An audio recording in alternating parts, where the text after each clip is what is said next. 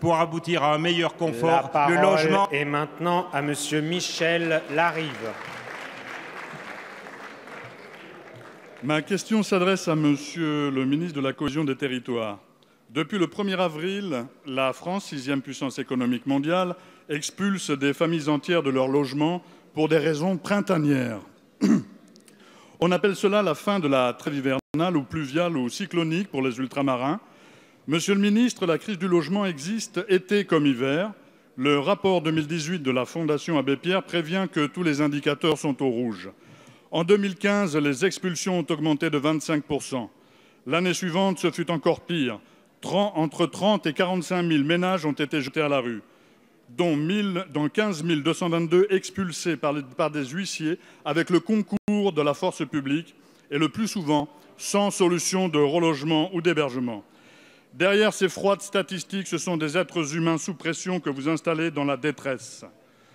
Ce sont des hommes, des femmes, des enfants, parfois très jeunes, qui voient leur vie basculer. C'est ce que vous nommez le sans-abrisme, puisque cette pudique locution qui couvre comme un linceul les drames d'hiver.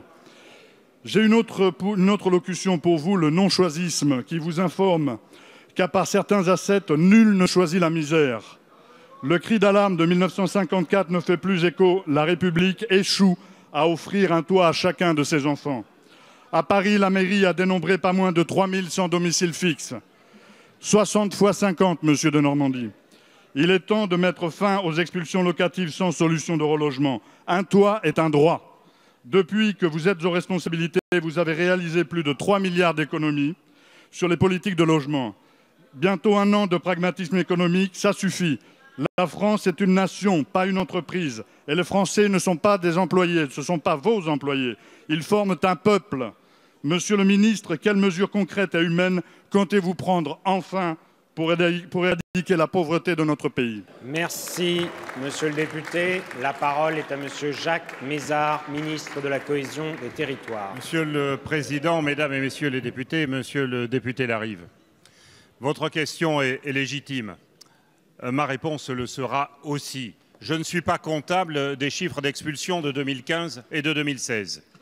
Ce que je constate dans ce pays, c'est que, contrairement à ce que vous venez de dire d'ailleurs, il y a eu une légère diminution du nombre des expulsions réalisées. Mais c'est encore trop. C'est effectivement 15 000 sur les derniers chiffres que nous avons. C'est encore trop. Que faisons-nous par rapport à cela? D'abord, j'ai réuni le 9 mars l'ensemble des associations justement sur ce sujet de lutte contre les expulsions, de prévention des expulsions, pour mettre en place 52 mesures. C'est beaucoup.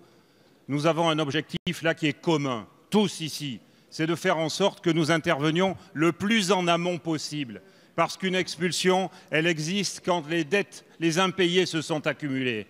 Et le processus que nous mettons en place avec tous les acteurs de terrain, c'est d'intervenir le plus en amont possible. Aussi dans le projet de loi Elan, de mettre en harmonie la procédure devant le tribunal d'instance et la procédure de surendettement, parce que les deux mènent des voies parallèles qui se rejoignent rarement et nous avons besoin là de cohérence juridique. Notre volonté, c'est la même, c'est de limiter ce nombre d'expulsions, c'est de fournir dans ce pays davantage de logements, de faciliter le travail de tous ceux qui construisent dans ce pays pour apporter davantage de logements, davantage de confort. Mais de grâce, pas de procès d'intention, il y a suffisamment de procès.